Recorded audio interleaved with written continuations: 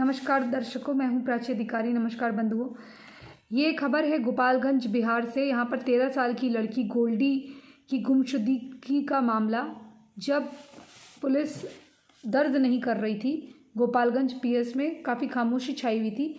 खाना आपूर्ति करी जा रही थी और लड़की के बारे में कोई बात नहीं मानी जा रही थी, जबकि उसकी माँ ने फिर रो धो के FIR रजिस्टर्ड करवाई किडनैपिंग की, लेकिन पुलिस कुछ भी कार्रवाई नहीं कर रही थी। वहीं ऐसे ही बैठी हुई थी हाथों पे हाथ रख के, और माँ बाप जो थे वो अपनी उम्मीदों को हारता हुआ देख रहे थे। हुआ ये कि एक लड़की गोल्डी जब वो ट्यूशन जा रही थी, कहाँ जा रही थी, तो रास्ते से उसे एक लड़का शाहरुख नाम का अपनी बाइक में बिठा लेता है और उसके बाद वो लड़की को अगवा करके ले जाता है। लड़की का कुछ पता नहीं चल रहा था। पुलिस में FIR रो धो के लिखवाई गई। पहले तो FIR ही नहीं लिख रहे थे। उसके बाद जब पिता जो हैं वो दुबई में काम करते हैं, वहाँ से फ़ोन करा उन्होंने हिंदू ऑर्गेनाइजेशन यानी कि हिंदू संगठन श्री राम सेना। फिर श्री राम सेना के जो यशराज सिंह हैं, यशराज सिंह जी, इन्होंने वहाँ के SHO वगैरह से बात करी थाने के।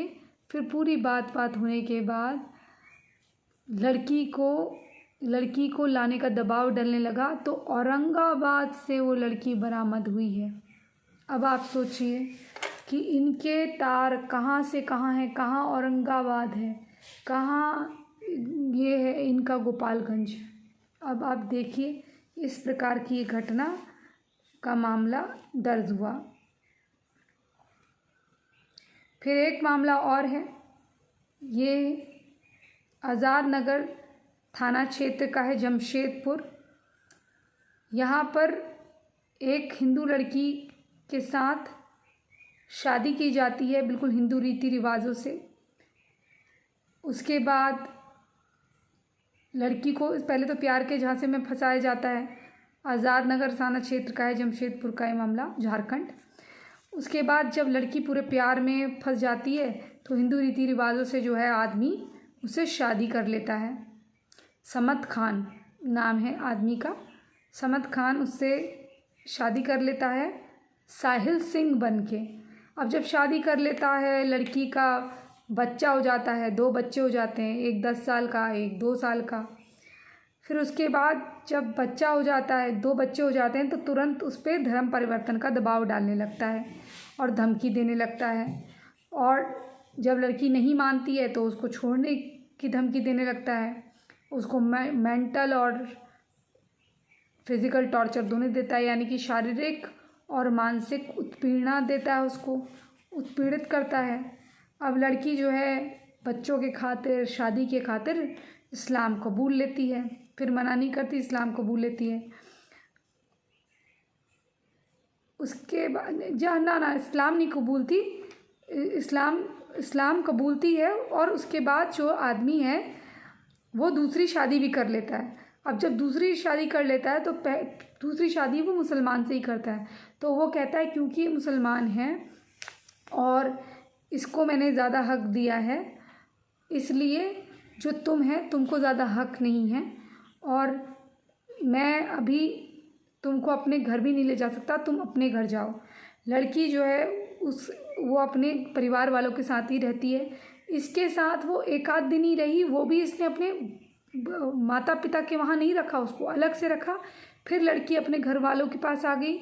ऐसे ही इसने उसको बेवकूफ़ बना के उसका शारीरिक शोषण करा। जब लड़की ने कहा माँ बाप से मिलाओ तो नहीं मिलाया, तब तक वो प्रेग्नेंट हो गई। एक बच्चा, दूसरा बच्चा, माँ बाप को फिर पता चल गया।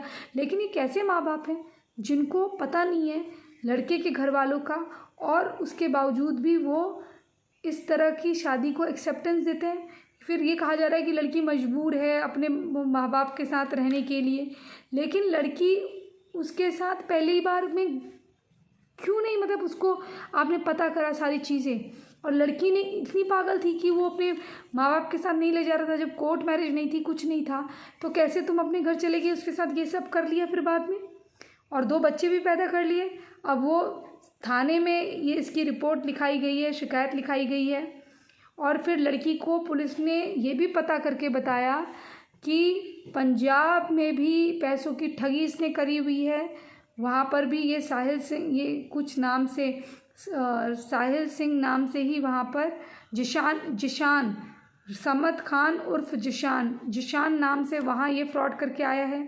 इसने एक आध लड़की के साथ और भी फ्रॉड करा गया है, लेकिन ये पत्नी उसी मुसलमान औरत को ही अपनी मानता है, मतलब बीवी, और वो भी इसका इन सारी चीज़ों में साथ देती है।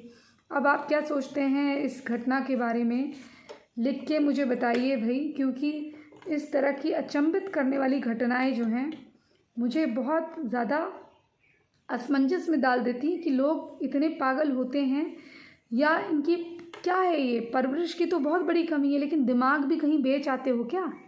लड़कियों से पूछ रही हूँ मैं, मेरी बातें बहुत कड़वी लगती होंगी, लेकिन करती तो तुम्हारे भले की बातें हूँ। जीवन तो तुम अपना ही उजाड़ी हो, मेरा क्या बिगड़ेगा।